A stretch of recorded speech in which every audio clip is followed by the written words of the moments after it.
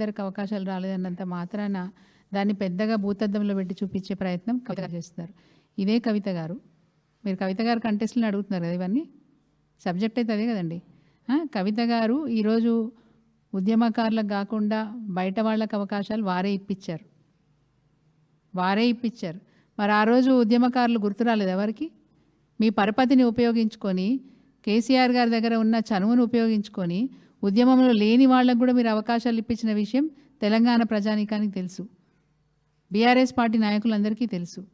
ఈరోజు మీరు కొత్త రాగం ఎత్తుకున్నంత మాత్రాన మీ రాగాలు, మీ పల్లవులు అర్థం చేసుకునే పరిస్థితిలో బీఆర్ఎస్ పార్టీ కార్యకర్తలు లేరు, నాయకులు లేరు. మీరు ఇదే వైఖరి కొనసాగిస్తే బీఆర్ఎస్ పార్టీ కుటుంబ సభ్యులు కేసీఆర్ గారి తరఫున ఆయుధంగా మారి మీ మీద యుద్ధాన్ని ప్రకటిస్తారు. జాగ్రత్త. ఏమంటారు? నిజమే కదా, ఇప్పుడు మండలిలో అంతగానం చెప్పుకుంటున్నారు మీరు. మరి గుత్తా సుఖరెడ్డి గారు చైర్మన్గా ఉన్నారు, వారు కూడా ఉద్యమంలో లేరు కదా, వారు కూడా ఒకప్పుడు ఉద్యమంలో లేరు. మరి అలాంటి వాళ్ళకు కూడా అవకాశం కల్పించడం అనే మాట మీకు తెలుసా తెలియదా? వారిని న్యాయం చేస్తారని చెప్పి కంటతడి పెట్టుకొని వారికి చెప్పుకున్నారా మీ బాధ? మీకున్న ఏం బాధ ఉన్నదని చెప్పుకున్నారు? కేవలం మిమ్మల్ని ఒక ఆట ఆడిస్తూ ఉంటే, డైరెక్షన్ ఇస్తూ ఉంటే ఆ డైరెక్షన్లో మీ డ్రామా కొనసాగుతూ ఉంది. మీ డ్రామా ఇట్లనే కొనసాగితే మాత్రం తప్పకుండా మీకు తగిన రీతిన బీఆర్ఎస్ పార్టీ కార్యకర్తలు, నాయకులు బుద్ధి చెప్తారు. ఈరోజు జిల్లా తిరుక్కుంటూ ప్రతి జిల్లాలో మీరు అక్కడున్న బీఆర్ఎస్ పార్టీ నాయకులను విమర్శిస్తూ ఉన్నారు.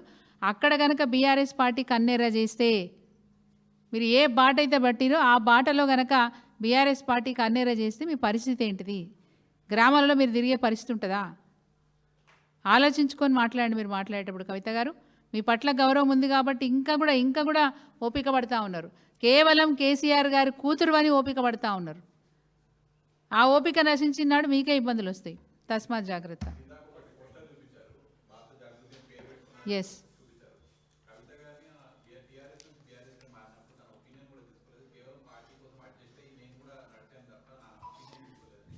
తెలంగాణ జాగృతి సంస్థను పెట్టుకున్న నాడు కూడా నేను తెలంగాణలో మహిళల్ని చైతన్యం చేయడానికి పెట్టుకుంటున్నా అని తండ్రి గారి అనుమతి తీసుకొని జాగృతి సంస్థను పెట్టుకున్నారు. ఇండివిజువల్గా మీరు సంస్థను నడుపుకున్నారు. దానికి టీఆర్ఎస్ పార్టీ సంపూర్ణంగా మద్దతు ఇచ్చినది కాబట్టి మీరు తెలంగాణలో ప్రతి జిల్లాకు తిరగలిగినారు. బతుకమ్మ పండుగ కానీ మన సంస్కృతి సాంప్రదాయాల గురించి చెప్పుకోవడానికి కానీ అవకాశం కల్పించినారు. కేసీఆర్ గారు కవితమ్మ చేసుకుంటుంది, మీరు పట్టించుకోకండి అని మాకు ఒక్క మాట అన్నా మేము పట్టించుకునే వాళ్ళం కాదు. టీఆర్ఎస్ పార్టీ నాయకులుగా, కార్యకర్తలుగా కేసీఆర్ గారి కూతురు ఒక కార్యక్రమాన్ని తీసుకున్నప్పుడు మనం మద్దతు తెలపాలనే ఉద్దేశంతో టీఆర్ఎస్ పార్టీ శ్రేణులందరూ కూడా మనస్ఫూర్తిగా తనకు మద్దతు తెలిపినారు. ఆ తదనంతరం తెలంగాణ రాష్ట్ర సమితి కేవలం ఒక రాష్ట్రంలోనే మన సేవలు పరిమితమైతే కష్టం, జాతీయ రాజకీయాల్లో కూడా అడుగుపెట్టాలనే ఆలోచన కేసీఆర్ గారు చేసినప్పుడు భారత రాష్ట్ర సమితిగా పేరు పెట్టిన తర్వాత, ఇంతకుముందు సుమిత్ర గారు చాలా స్పష్టంగా చెప్పినారు, వేరే రాష్ట్రాల్లో సమావేశాలు పెట్టినప్పుడు స్వయంగా కవిత గారు కూడా ఆ సమావేశాలకు అటెండ్ అయినారు.